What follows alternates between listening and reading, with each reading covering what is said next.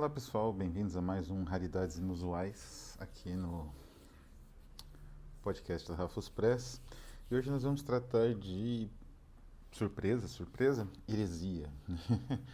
Aqui uma heresia na forma de uma vanguarda artística ou de um grupo de vanguarda associado a um grupo maior e que esse grupo minoritário tinha uma visão muito própria, muito peculiar e muito sofisticada, não é?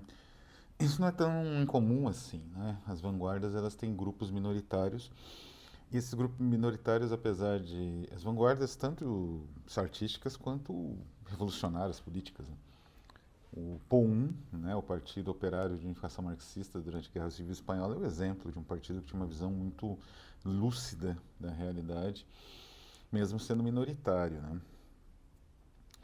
Então, as vanguardas também, artísticas. Vários grupos minoritários tiveram um desenvolvimento muito interessante ao longo do tempo, por conta de uma visão mais peculiar, mais única da realidade, né? E hoje, então, a gente vai falar do Infranoir, esse grupo que eu descobri neste livro aqui. Depois eu vou contar alguns detalhes, né? O Infranoir é um grupo muito único da Romênia, surgiu na Romênia.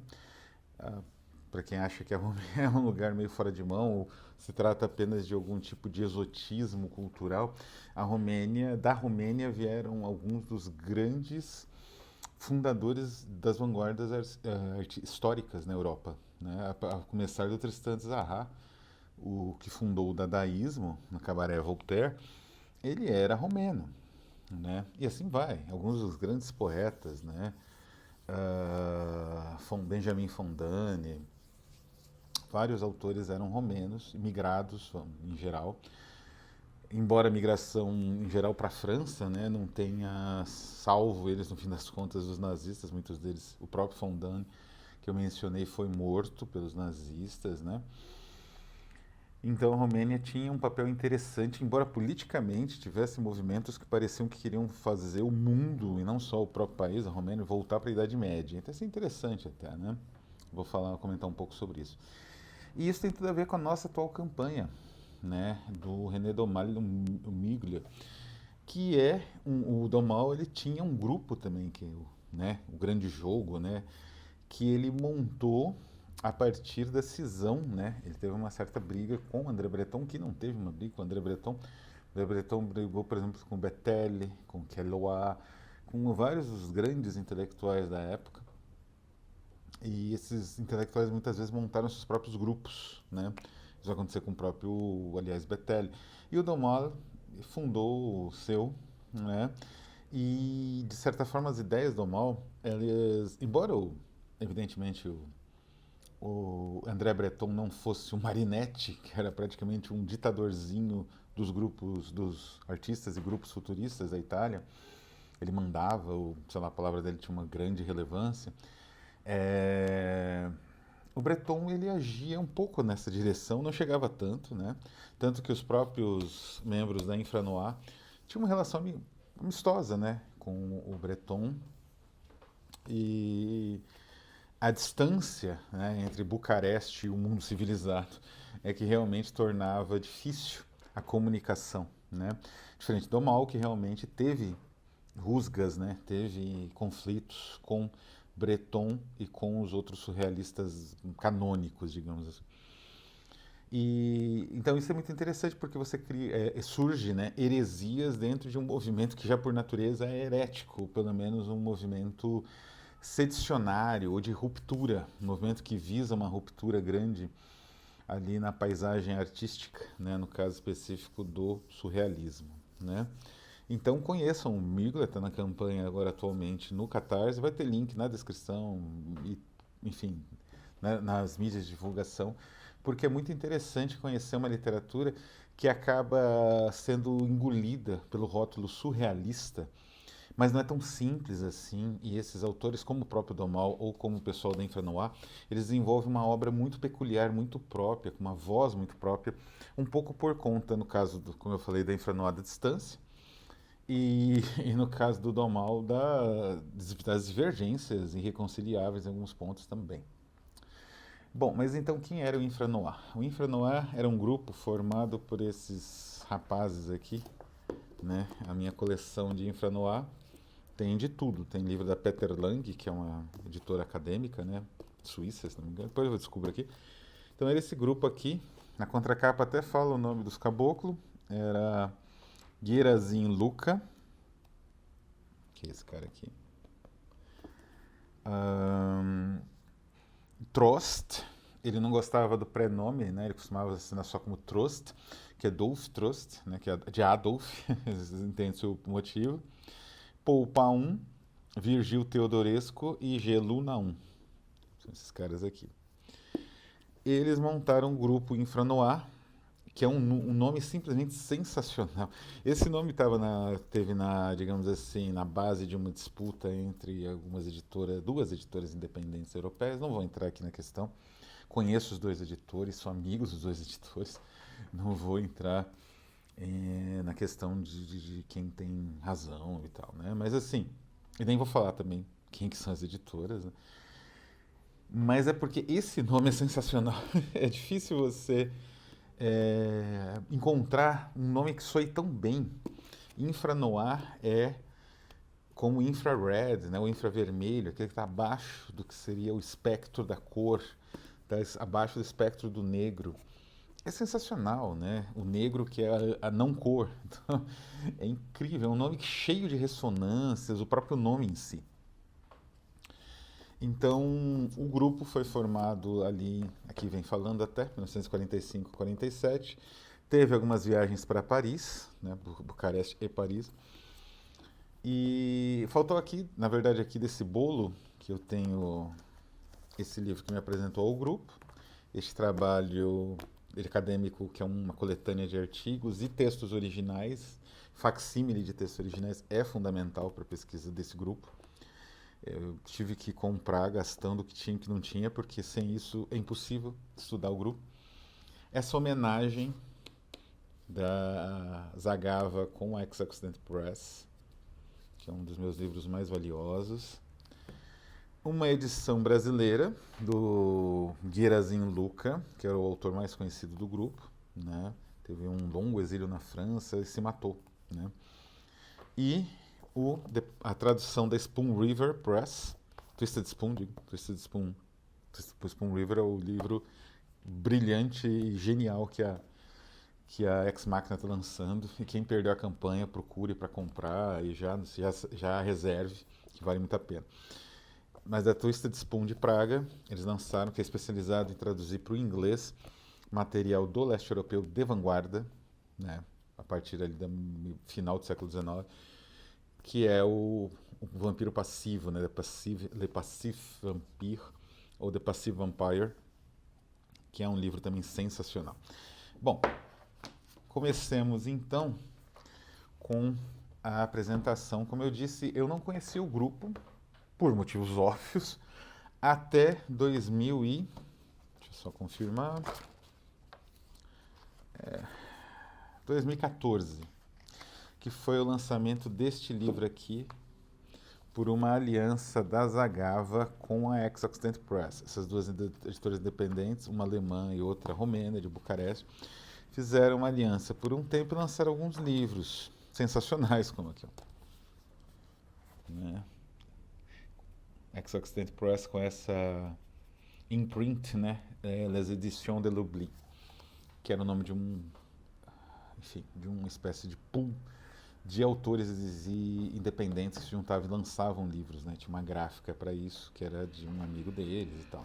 Aqui conta um pouco dessa história. Letters, que pode ser palavras ou material impresso, cartas, né? From Oblivion, do esquecimento. Do que trata esse livro? O movimento, o Infranoir, uma das coisas mais interessantes deles é que eles são movimentos sem livros. Existe muito material, inclusive no museu... eu não lembro qual que é o museu na França, que é especializado em vanguardas. Você encontra todo um manuscrito inteirinho, de 60 páginas, né, disponível, do Trost, de um livro que acabou se transformando num outro livro do Trost, do fim da carreira dele, lá, do final dos anos 40, que ele publicou na França. Tem um outro título que está disponível nesse museu, agora não sei, acho que é o Museu de Art et Métier, né, da França. Então, eles têm muita coisa até escrita, muito manuscrito e tal, mas livros, isso é muito interessante, os livros deles foram se perdendo, foram desaparecendo por conta da dupla força reacionária do nazismo, como eu falei, os grupos nazistas. A Romênia, ela tem o duvidoso privilégio de ser um dos únicos países que tinham tropas de verdade no leste europeu, e que realizavam um tipo de pogrom misturado com expulsão de judeus, seguindo, né, as orientações nazistas, que era uma coisa medieval de uma brutalidade sem fim, e que é descrito pelo escritor italiano Curzio Malaparte, tanto em Caput, o livro dele, né, quanto em A Pele, os dois livros dele sobre a Segunda Guerra, né, de quando ele era jornalista no Corriere della Sera, né. Enfim, a Romênia então tinha uma adesão enorme ao nazismo, inclusive as tropas, né, que eram a retaguarda para a alegria do Exército Vermelho, a retaguarda dos exércitos nazistas em Stalingrado, o Sexto Exército, né, famoso, nazista em Stalingrado, eram romenos, justamente. Então, a Romênia era praticamente do eixo. Então, isso fazia com que o peso do antissemitismo e o peso do nazismo, especialmente num grupo chamado Guarda de Ferro, fosse imenso na Romênia, né? Perseguições, inclusive é descrito, né, neste livro aqui, de Gerazim, aliás, todos quase eram judeus, fora o Teodoresco, todo o grupo Infranoir era constituído de pessoas com nome, né, ascendência judaica. E aqui ele descreve um pogrom quase medieval, que aconteceu realmente em Bucareste, nessa época. Então era uma força reacionária terrível. Com o fim dela, vem uma outra força reacionária, que seria o comunismo soviético, o stalinismo. E foi justamente esses 2 anos, aqui entre 41 e 47, que teve um governo de transição, né, para tentar também reconstruir um pouco o país. Teve uma certa destruição, porque, como eu falei, eles eram parte do eixo, então a Rússia foi com um pouco mais de brutalidade. O Exército Vermelho invadiu a Romênia, que se rendeu rapidinho, né, não quis fazer muita questão nesse momento. Mas foram só 2 anos. Depois veio o punho de ferro stalinista esmagando todas as formas de visão artística que não fosse o realismo heróico socialista. Então, eles não têm livros. Isso é muito interessante. Eles têm manuscritos, eles publicaram algumas coisas em outros países. O Poupa I migrou para Israel, né? Então ele publicou lá A Rosa Paralela, né? Que é um belíssimo livro de poemas. Eu não tenho aqui, já li trechos, né? Online, não, infelizmente não tenho. Procuro bastante para completar minha coleção. O Gelo Naum continuou e se adaptou, se tornou um escritor realista socialista, né? Histórias realistas e tal. O Teodoresco desapareceu, né? O Trost se exilou primeiro na França, depois nos Estados Unidos, mas destruiu tudo que ele fez, né? Ele chegou a publicar algumas coisas e ele aparentemente se converteu, não se tem certeza ao quê, qual religião, e ele destruiu todos os seus manuscritos, tudo nos Estados Unidos, que ele foi para os Estados Unidos. E o Gerazim Luca, como eu disse, teve um longo exílio em Paris, onde ele publicou lá pela José Corti, né? Várias obras únicas. Aliás, o Gerazim Luca é uma grande voz da poética contemporânea, é uma voz muito peculiar, né? Mas os livros na Romênia desapareceram, mesmo. Muitos deles desapareceram, sumiram, não sobrou cópia alguma. E aqui neste livro é a descrição de um a um desses livros fantasmas, né? No Letters, por isso o título, né? E ele começa justamente com non ficta, né? Não ficção. Daí também surgiu o nosso nome, né? Desse nosso clube de assinatura e podcast, o Res Ficta, né? Que é coisa ficcional. Vem daqui, do sumário, tem, né? Explicando o que é o non ficta, aquilo que não é ficção, né? E aí vem os livros. The Leopard, que é um poema em uma linguagem inventada pelo Trost e o Luca. O Trost, ele tinha umas visões de uma arte não... em que o ser humano... É uma arte do total acaso, em que o ser humano sequer manipulava elementos para chegar no acaso. Né? Quer dizer, o dadaísta ainda operacionalizava fragmentos, como o próprio cut-up, que eu mencionei aqui, falando de Burroughs, né, de William S. Burroughs, que usava essa técnica dadaísta. O Trost ia mais longe, então ele queria fazer, por exemplo, uma obra de arte a partir de manchas que você soltava numa superfície e essas manchas iam descendo aleatoriamente. E aquelas manchas seria uma obra de arte. Seria um acaso, eles chamam isso de superautomatismo, né, chamavam isso.